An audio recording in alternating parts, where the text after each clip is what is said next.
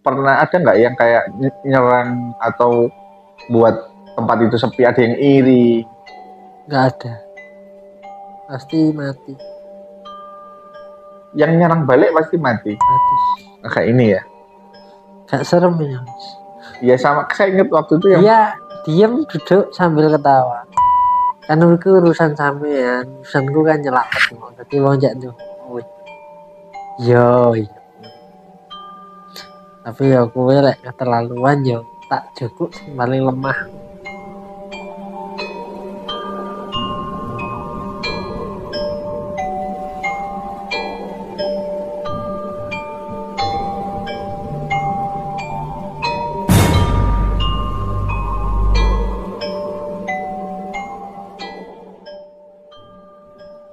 Sate Madura adalah salah satu kuliner legendaris Indonesia yang terkenal dengan cita rasa khasnya.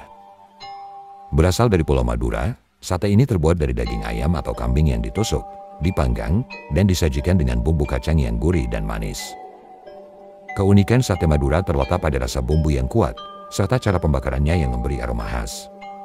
Sate Madura kini populer di seluruh Indonesia dan mancanegara.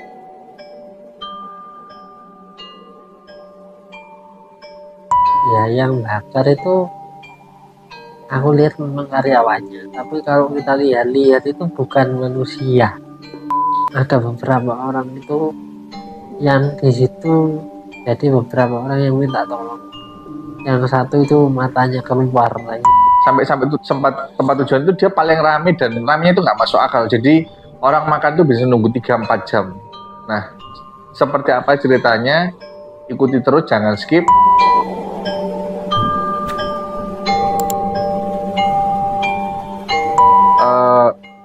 Pada saat masuk, Mas Hasan nggak melihat, Mas Hasan melihat banyak sosok, dan berarti di sana total sosoknya atau ada yang paling kuat siapa ya, yang tadi yang kepala harimau itu? Ya paling kuat itu rajanya, tapi lah yang di sana itu enggak begituan, enggak begitu banyak, 3.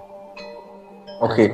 Tapi kok ramenya kok bisa sampai luar biasa ya Mas ya? Waktu itu aja saya masih ingat kita pesen jam 3, kita tunggu sampai jam 5 belum selesai.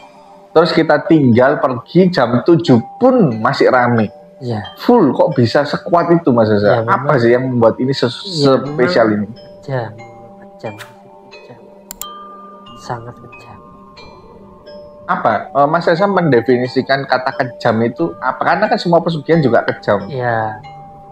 Di sini siapapun bisa jadi korban, pengunjung, orang keluarga, orang yang lewat. Berarti sama seperti yang waktu itu kita pernah podcast itu, yang pedes-pedesan itu. Tapi lebih kejam mana sama itu? Kalau saya rasa ya sama-sama aja, karena di situ kan semakin kejam, semakin siapapun jadi korban kan semakin kekayaannya semakin besar. Oke. Nah, mungkin saya mau tanya berawal, kita ngomong dulu ini jam berapa? Kan kalau kita ngomong pasti ada tumbal ya. Tumbalnya itu kalau yang model seperti ini 1 tahun itu bisa lebih dari 1 atau gimana? Ya lebih dari 1 Mas.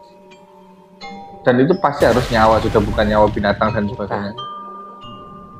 Nah, asal mula pertemuan owner sama si dukun ini kalau masih stres, kira-kira ini kok bisa sih? Kok bisa dia menemukan tempat pemujaan ini atau tempat pesugihan ini? Karena dia itu dulunya itu dinyek itu Mas, diajar sama orang-orang itu. Oke. Nah, karena dia ini orang yang nggak punya, dulu itu kayak dia ini kayak nyapu gitu, kayak memulung gitu. Ya asli orang sana? Yang bukan sih, gambaran saya itu seperti itu. Oke, terus dia itu diajak sama satu orang yang punya depot sate. Itu dia istilahnya berteduh itu Mas, gak boleh. Makanya dia sampai seperti ini. Oke, itu asal mulanya ya. Terus dengar-dengarnya kan dia punya lebih dari 1 cabang. Tapi di cabang-cabang yang lain nggak rame, yang ini rame. Atau yang paling rame di sini. Kenapa kok bisa gitu? Harusnya kan rata kalau pesugihan. Nggak ada yang difokuskan di satu tempat karena syaratnya di situ, dia maunya yang rame di situ karena orang yang telah menghina dia orang daerah situ. Oh, jadi alasan kenapa kok yang lain nggak terlalu rame, di sana rame karena ya dia pengennya orang yang dulu. Jadi anggapannya penjual sate yang menghina orang ini itu ya di daerah sana. Makanya dia pengen tak tunjuk nol, aku lagi jual sate so lebih rame daripada kamu. Iya. Terus resikonya kita ngomong terhadap pedagang sekitar sana dengan dia menggunakan seperti ini apa Mas? Mati. Nggak punya pelanggan. Pedagang-pedagang lain mati semua. Ya. Radio 1 kilo. Radio 1 kilo pasti mati semua. Ya. Mati itu dalam artian nggak ada rezeki kan?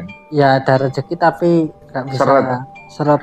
Nah pernah ada nggak yang kayak nyerang atau buat tempat itu sepi, ada yang iri?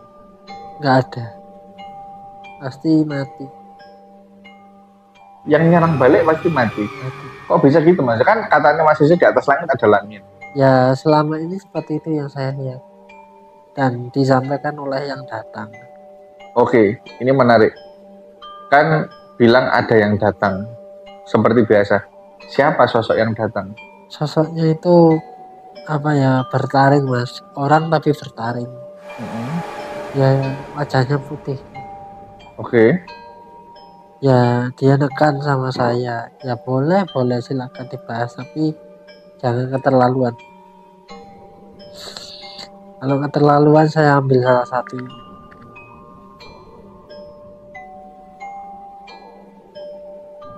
Katanya. Terus selain sosok itu ada lagi yang hadir? Ya, satu aja. Itu posisinya ada di sini, di sini.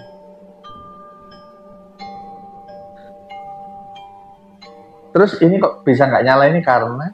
Ya energinya beliaunya. Termasuk sakti itu Mam. Termasuk. Oke, termasuk sakti. Ya. Oke. Sebentar. Cukup menegangkan dan juga mengagetkan ya. Tapi kalau Mas Reza lihat rasa yang kita nyoba di sana sama dibawa pulang sama atau gimana? Aslinya? Aslinya orangnya tahu masalah sate, tahu. Dia tahu masalah daging, dia tahu. Memang orang yang ngerti sate, ya, makanya dagingnya sebenarnya kualitasnya ya, bagus. Kualitasnya bagus. Oke.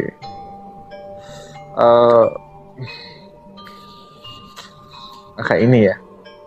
Gak serem ya. Ya sama, saya ingat waktu itu yang dia diam duduk sambil ketawa. Ketawa kenapa kan? Ya ketawa gitu. Sampai istilahnya ger kowe iki ngono. Kok temen-temen gue nyampuri urusane wong. Ya saya jawab ya. Kan itu urusan sampean, urusanku kan nyelamet wong. Dadi wong jak duwe. Yo. Tapi ya kowe lek keterlaluan yo tak cukup sing paling lemah. Siring. Nonton dia sampai ketawa, senyum. Tapi ada taringnya.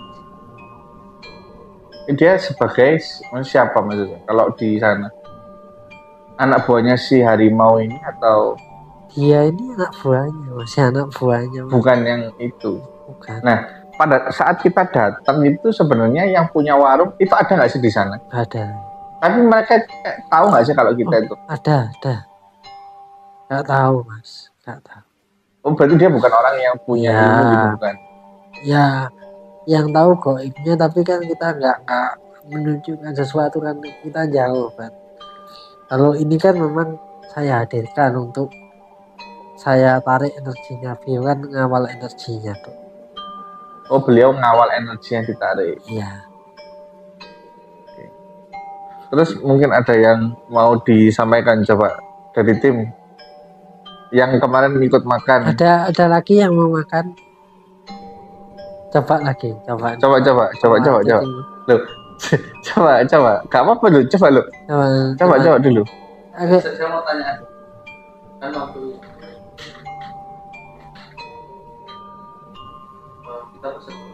Iya.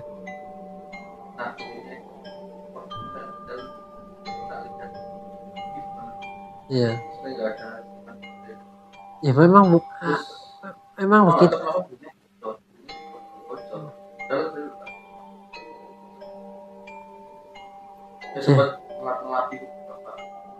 Iya. Umumnya yang bocor dasmu piye katanya.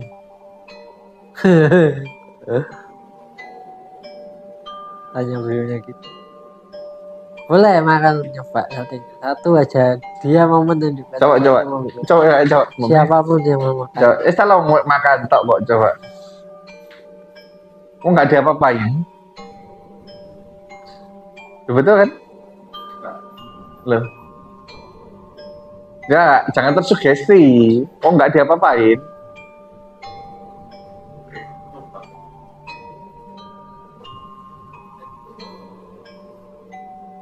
Apa?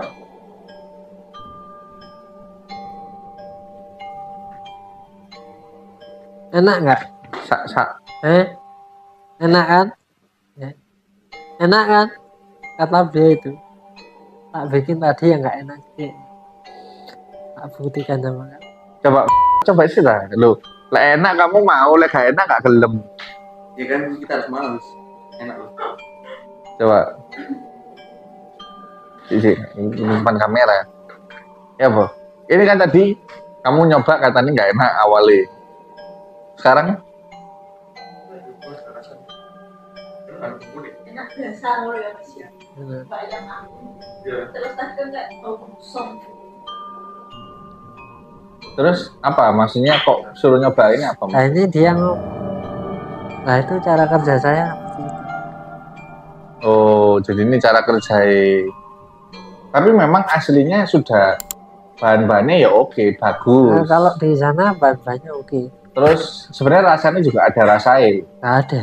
Rasanya Oh dia yang memberi rasa lah iya. tugasnya. Nah kira-kira satu hari kalau dari, maksudnya ramen itu kalau dari info yang didapat itu dari nggak pernah sepi atau ada sepi dari tertentu atau gimana? Kalau dari katanya sehari itu 1.000 tusuk. 1.000 tusuk. 1.000 tusuk. Bisa lebih. Nggak, maksudnya apakah ada di tertentu untuk libur? Apakah Nggak ada.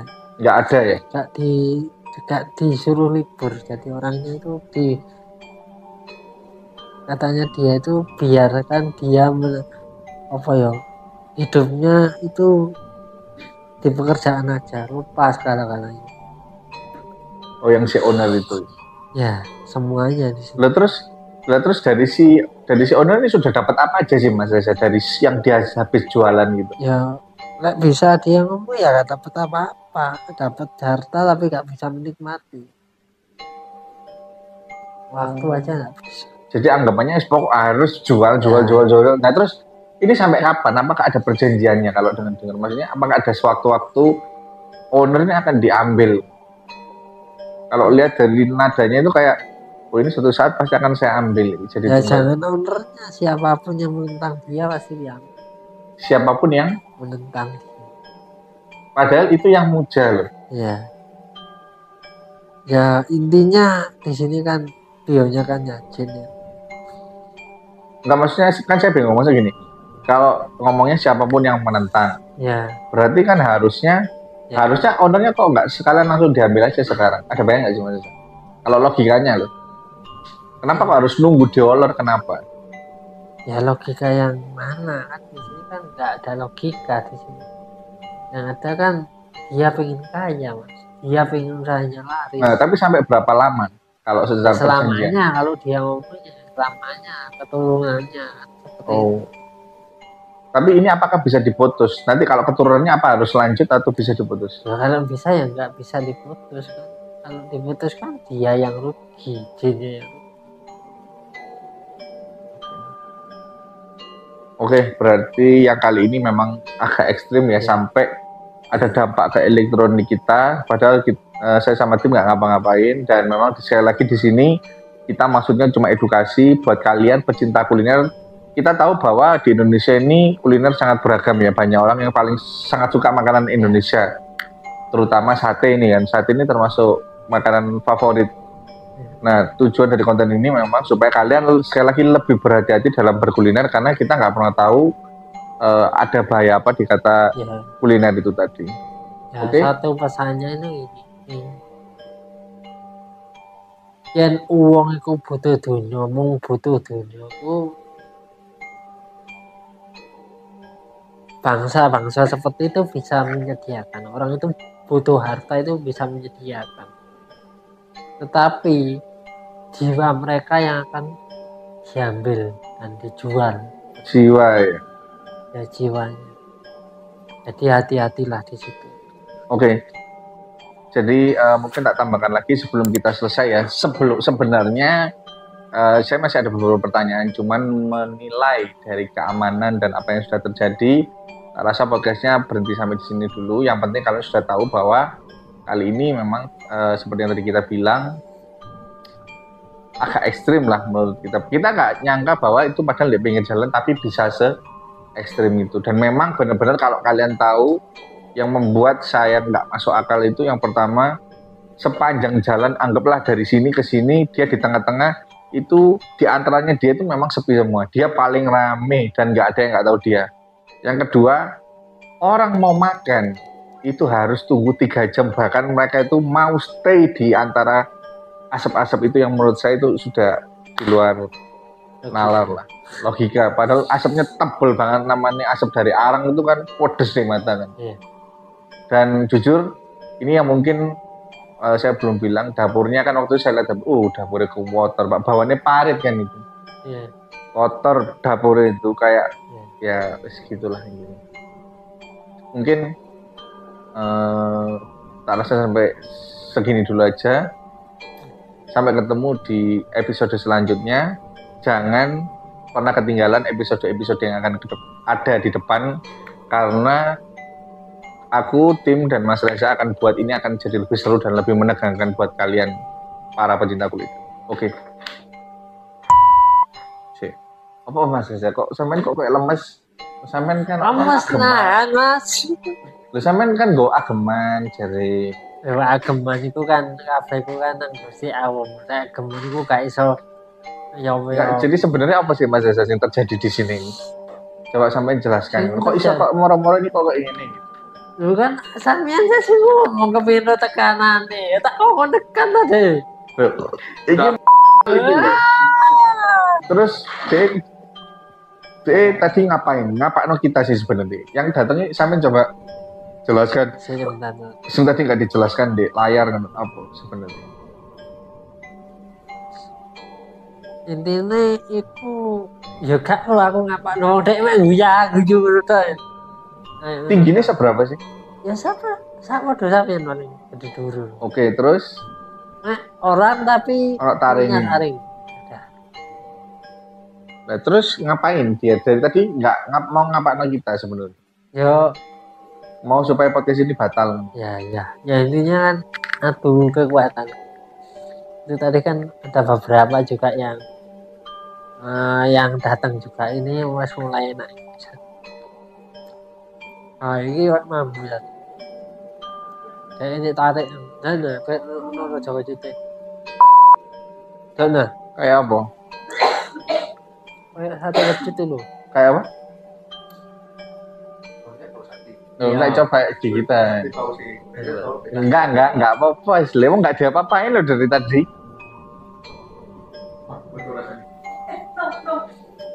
Loh.